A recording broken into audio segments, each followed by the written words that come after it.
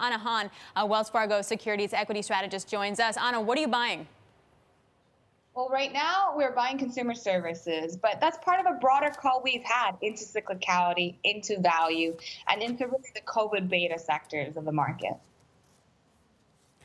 In terms of what you're selling, are you convinced you want to be selling tech right now? The curve has steepened up. Obviously, selling tech seems logical at this stage, Anna.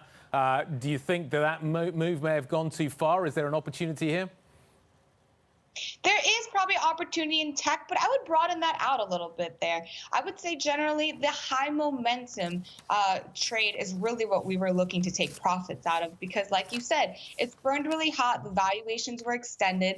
And we're not saying that it can't go higher, but we're saying on a relative basis, there's other parts of the market that look more attractive and we think we'll see outsized returns. So what do you do when you have stocks and bonds moving together with the kind of ferocity that we've seen the last few days? Well, I think what specifically frightened the markets a bit in the last few days was that, like you said, moving together, and the idea becomes, well, where's the safe haven? Where do we go for protection?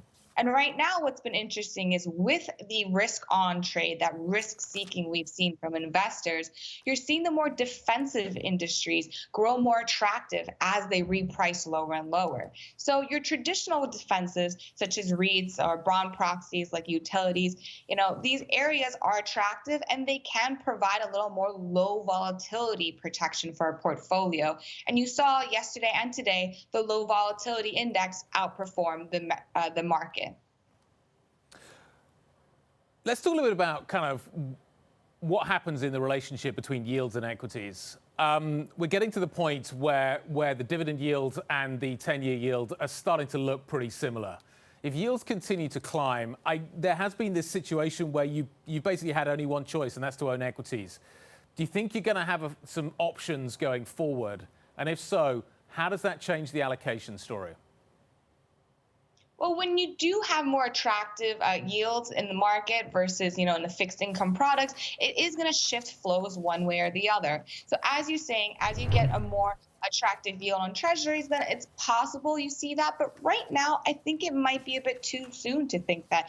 We still believe the opportunity is in equities, though in particular parts of that market. And the reason being, and you've heard this 1,000 times before, the reason why treasury yields are going higher is better growth prospects. And, what really spooked the market or what caused the immediate pullback was more the velocity that you're seeing these yields move.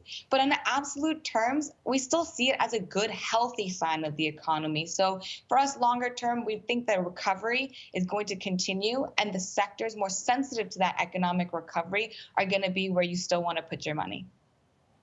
Anna, thanks for the time today. Greatly appreciated. Anna Han of Wells Fargo Securities joining us.